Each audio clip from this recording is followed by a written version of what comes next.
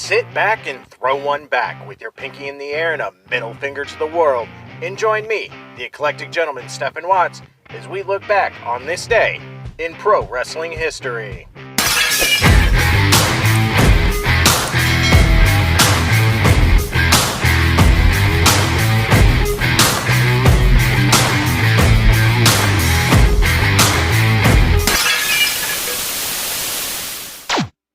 But before we do, put that drink down, like, share, and subscribe, and without further ado, let's get our wrestling history on.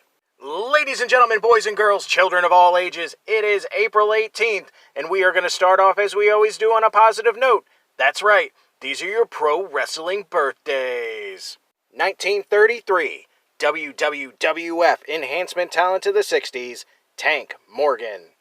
1959, Women's Wrestling Legend, Debbie Combs. 1960, WCW Enhancement Talent, Vic Steamboat. 1961, the Brooklyn Brawler himself, Steve Lombardi. 1965, Canadian Talent, Biff Wellington. And last but not least, 1986, Lucha Underground's Katrina. Of course, on the flip side of that coin, your pro wrestling deaths for April 18th. And today's a hard one. We lost some legends today. Starting in 1990, the patriarch of the Guerrero family, Gory Guerrero. 2002, the badass himself, Wahoo McDaniel. And last but not least, 2018, the man who sold out Madison Square Garden more than anybody ever, Bruno Sammartino. Whew. Okay, enough of the sad stuff. It's time to get to the meat and potatoes. That's right, these are your pro wrestling history highlights for April 18th. Alright, getting our Wayback Machine and going all the way to 1939. Ed Don George defeats Steve Casey for the Boston AWA World Heavyweight title in Albany, New York, ending Casey's second reign and beginning George's third.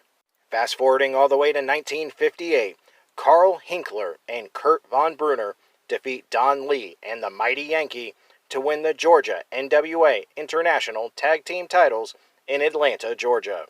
Grooving into the 60s, 1962, Tex Riley and Gus Taylor win the Gulf Coast NWA Southern Tag Team titles from the Mysterious Medics in Mobile, Alabama, ending their fourth reign. 1966 sees Buddy Austin and El Mongol defeat Thunderbolt Patterson and Alberto Torres to win the World Wrestling Association World Tag Team titles in Los Angeles, California. And the 60s continue to be good for El Mongol.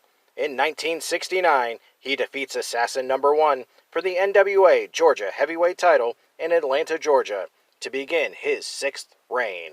Staying in 1969, Bud and Ray Osborne defeat Bob and Fred Sweatin for the Stampede International Tag Team titles. Disco ducking all the way to the 70s, 1972, Championship Wrestling from Florida held an 8-man tournament for the vacant NWA Florida television title in Tampa, Florida. In the main event, Paul Jones defeated Johnny Walker to win the vacant NWA Florida television title. 1973, Jackie Fargo and Jerry Jarrett win their second Mid-American NWA Southern Tag Team titles in Nashville, Tennessee, defeating Jerry Lawler and Jim White. 1974 sees Fritz Von Erich defeat the Texan, aka Blackjack Mulligan, for the NWA American Heavyweight title in Dallas, Texas, beginning his 12th reign. 1977, Bill Dundee and Tommy Rich defeat Carl and Kurt Von Steiger to win the NWA Southeastern Tag Team title in Memphis, Tennessee. Our final stop in the 70s, 1979, Liz Mark defeats America Rocca for the Mexican National Welterweight title. Grabbing our boomboxes and going to the 80s. 1981, Mid-South Wrestling held its 9th Superdome Extravaganza, which featured a 9-team tournament for the vacant Mid-South Tag Team titles. In the main event of that tournament, the Grappler and Super Destroyer defeated Junkyard Dog and Dick Murdoch to win the vacant Mid-South Tag Team titles. 1982, the first of Hulk Hogan's 2 unrecognized AWA World Heavyweight title victories takes place in St. Paul, Minnesota. as Hogan wins the title from Nick Bockwinkel. Both men used foreign objects during the match, with the referee declaring Hogan the winner and new champion. However, AWA President Stanley Blackburn voided the title change and returned the title to Bockwinkel because of said foreign object being used.